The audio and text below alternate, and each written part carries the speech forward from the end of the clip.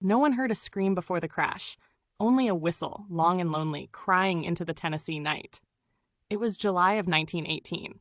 America was already at war, already grieving sons overseas, already exhausted, and on a quiet stretch of track just outside Nashville, two trains were racing toward each other on the same line without knowing it.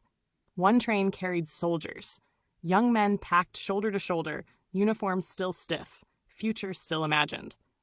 The other rolled through the darkness with civilians and railway workers, tired, unsuspecting, trusting the rails beneath them. Signals were misread, orders were misunderstood. Somewhere between human assumption and mechanical certainty, a fatal gap opened. The night air was heavy. The tracks gleamed faintly under starlight. And then impact. Steel met steel with a sound survivors would later say did not feel real. Wood splintered. Metal folded. Cars telescoped into one another like collapsing lungs. In seconds, order became chaos. Lanterns shattered. Steam hissed like something alive and furious. Darkness swallowed screams before they could travel far. Inside the wreckage, time fractured. Some passengers were pinned instantly, unable to move, listening as others cried for help. Soldiers who had trained for battle now clawed at wrecked seats, using bare hands to pull strangers free. Others never had the chance.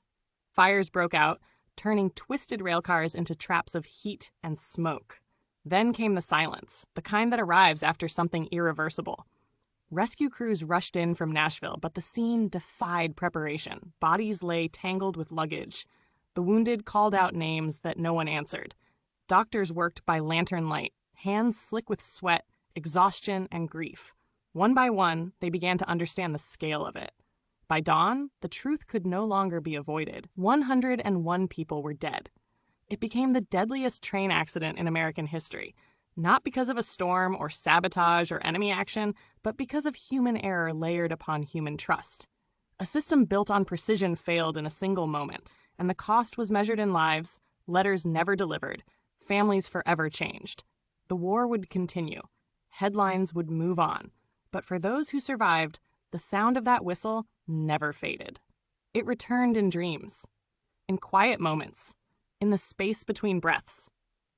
The great train wreck of 1918 reminds us that history doesn't always announce itself with grandeur.